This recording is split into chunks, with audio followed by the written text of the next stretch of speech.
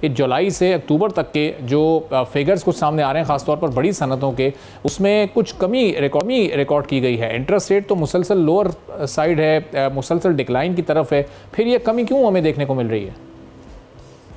देखिए, बात यह है कि जो एक्सपोर्ट है, एक्चुअली जो एक्सपोर्ट है वो तो उसमें जो पिछले साल थी, अगर आप पिछले साल के साथ कंपेयर करें तो वो 12.6 बिलियन थी और अब जो है वो 13.6 बिलियन जो है वो हमारी एक्सपोर्ट जो है, जो उस महीने को अगर हम वो करें कि इस साल और उस साल, तो ये तकरीबन कोई 12% जो है अभी हमारी एक्सपोर्ट इंक्रीज हुई है। लेकिन असल बात यह है कि इसमें जब तक एनर्जी प्राइसेस, जैसे कि आपने कहा, अब तक एनर्जी प्राइसेस जो हैं वो जब तक जो हमारा मुतालबा है कि 9 सेंट पे की जाए, क्योंकि रीजन में सबसे हाई है, हमारी जो कॉस्ट ऑफ डूइंग बिजनेस है या कॉस्ट ऑफ प्रोडक्ट है, उस वजह से एनर्जी की वजह से बहुत हाई है।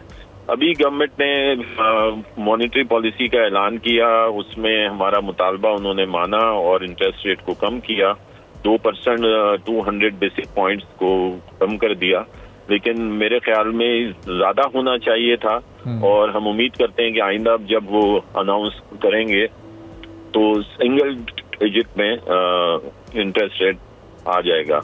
तो असल में गवर्नमेंट को तेजी के साथ इकदाम करने की जरूरत है। तमाम इंडिकेटर्स पॉजिटिव जा रहे हैं और आपकी जो है फॉरेन एक्सचेंज जो रिजर्व्स हैं वो भी बढ़ रहे हैं और उसमें स्टेबिलिटी भी आती जा रही है। आपकी जो इन्फ्लेशन है वो 4.9% हो गई है। मेरे ख्याल में जो इंडिकेटर्स हैं तो वो सपोर्ट करते हैं गवर्नमेंट को कि वो कुछ पॉजिटिव इकदाम करें और वो कुछ जो है वो इसमें ऐसी पॉलिसीज लेकर आए कि जिससे इंडस्ट्रियलाइजेशन और एक्सपोर्ट बढ़े।